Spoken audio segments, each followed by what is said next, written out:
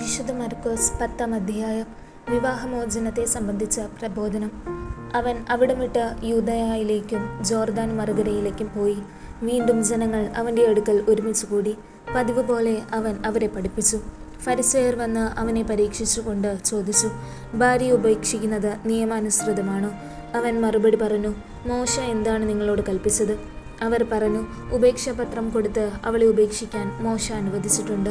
യേശു പറഞ്ഞു, നിങ്ങളുടെ ഹൃദയകാഠിന്യം കൊണ്ടാണ് മോശ ഈ നിയമം നിങ്ങൾക്ക് വേണ്ടി എഴുതിയത്. എന്നാൽ സൃഷ്ടിയുടെ ആരംഭം മുതലേ ദൈവം അവരെ പുരുഷനും സ്ത്രീയുമായി സൃഷ്ടിച്ചു. ഇക്കാരണത്താൽ പുരുഷൻ പിതാവിനെയും മാതാവിനെയും വിടുകയും അവരിരുവരും ഒരു ശരീരമായി തീരുകയും ചെയ്യും. പിന്നീട് ഒരിക്കലും അവർ രണ്ടല്ല, ഒറ്റ ശരീരമായിരിക്കും. അതിനാൽ ദൈവം സംയോജിപ്പിച്ചത് മനുഷ്യൻ വേർപെടുത്താതിരിക്കട്ടെ. ഇക്കാര്യത്തെക്കുറിച്ച് ശിഷ്യന്മാർ വീട്ടിൽ വെച്ച് വീണ്ടും അവനോട് ചോദിച്ചു. അവൻ പറഞ്ഞു, ഭാര്യയെ ഉപേക്ഷിച്ച് മറ്റൊരുവളെ വിവാഹം ചെയ്യുന്നവൻ വ്യഭിചാരം ചെയ്യുന്നു. ഭർത്താവിനെ ഉപേക്ഷിച്ച് മറ്റൊരാളെ വിവാഹം ചെയ്യുന്നവളും വ്യഭിചാരം ചെയ്യുന്നു. ശിശുക്കളെ അനുഗ്രഹിക്കുന്നു. അവൻ തൊട്ട് അനുഗ്രഹിക്കുന്നതിന് വേണ്ടി ശിശുക്കളെ അവൻ്റെ അടുക്കൽ അവർ കൊണ്ടുവന്നു. ശിഷ്യന്മാരാകട്ടെ അവരെ ശകാരിച്ചു. ഇത് കണ്ടപ്പോൾ യേശു കോപിച്ച് അവരോട് പറഞ്ഞു, ശിശുക്കൾ എൻ്റെ അടുത്ത് വരാൻ അനുവദിക്കുവിൻ, അവരെ തടയരുത്. എന്തെന്നാൽ ദൈവരാജ്യം അവരെ പോലെയുള്ളവരുടേതാണ്.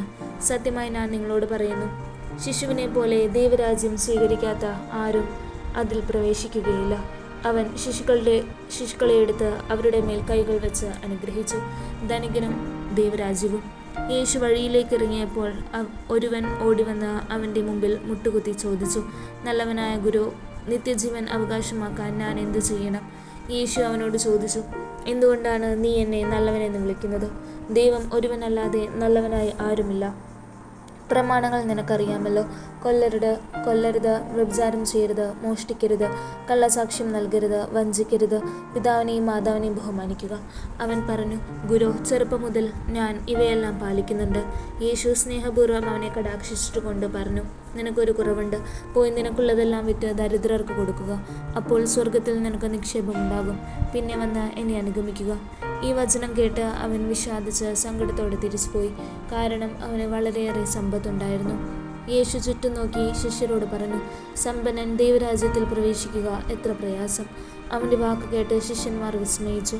യേശു വീണ്ടും അവരോട് പറഞ്ഞു, മക്കളെ, ദൈവരാജ്യത്തിൽ പ്രവേശിക്കുക എത്ര പ്രയാസം. ധനവാൻ ദൈവരാജ്യത്തിൽ പ്രവേശിക്കുന്നതിനേക്കാൾ എളുപ്പം ഒട്ടകം കുഴയിലൂടെ കടക്കുന്നതാണ്. അവർ അത്യന്തം വിസ്മയഭരിതരായി ചോദിച്ചു, അങ്ങനെയെങ്കിൽ രക്ഷപ്പെടാൻ ആർക്ക് കഴിയും? യേശു അവരുടെ നേരെ നോക്കി പറഞ്ഞു, മനുഷ്യന് ഇത് അസാധ്യമാണ്, ദൈവത്തിന് അങ്ങനെയല്ല, അവിടത്തേക്ക് എല്ലാം സാധിക്കും. പത്രോസ് പറഞ്ഞു, ഇതാ ഞങ്ങളെല്ലാം ഉപേക്ഷിച്ച് നിന്നെ അനുഗമിച്ചിരിക്കുന്നു.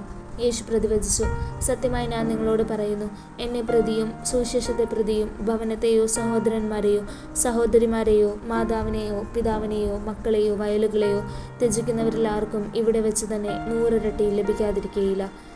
ഭവനങ്ങളും സഹോദരന്മാരും സഹോദരിമാരും മാതാക്കളും മക്കളും വയലുകളും അവയോടൊപ്പം പീഡനങ്ങളും വരാനിരിക്കുന്ന കാലത്ത് നിത്യജീവനും. എന്നാൽ മുൻപന്മാരിൽ പലരും പിൻപന്മാരും പിൻപന്മാരിൽ പലരും മുൻപന്മാരുമാകും. പീഡാനുഭവവും ഉത്ഥാനവും. 3-ാം പ്രവചനം. അവർ ജെറുസലേമിലേക്കുള്ള വഴിയെ നടന്നു പോവുകയായിരുന്നു. യേശു അവരുടെ മുമ്പിൽ നടന്നിരുന്നു.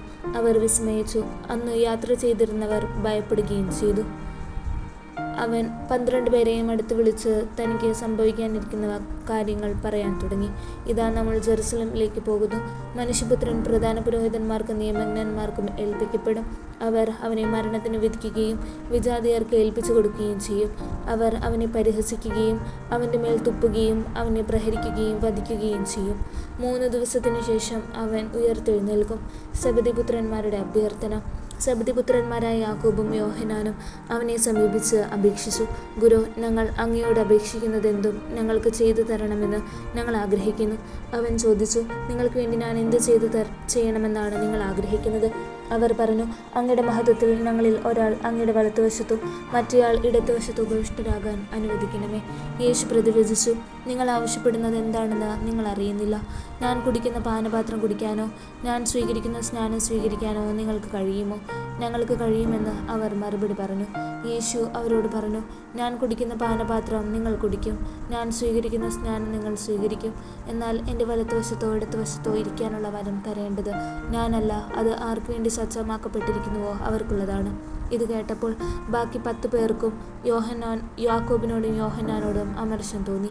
യേശു അവരെ അടുത്ത് വിളിച്ച് പറഞ്ഞു, വിജാതീയരുടെ ഭരണകർത്താക്കൾ അവരുടെ മേൽ യജമാനത്വം പുലർത്തുന്നുവെന്നും അവരുടെ പ്രമാണികൾ അവരുടെ മേൽ അധികാരം പ്രയോഗിക്കുന്നുവെന്നും നിങ്ങൾക്കറിയാമല്ലോ. എന്നാൽ നിങ്ങളുടെ ഇടയിൽ അങ്ങനെയാകരുത്. നിങ്ങളിൽ വലിയവനാകാൻ ആഗ്രഹിക്കുന്നവൻ നിങ്ങളുടെ ശുശ്രൂഷകനായിരിക്കണം.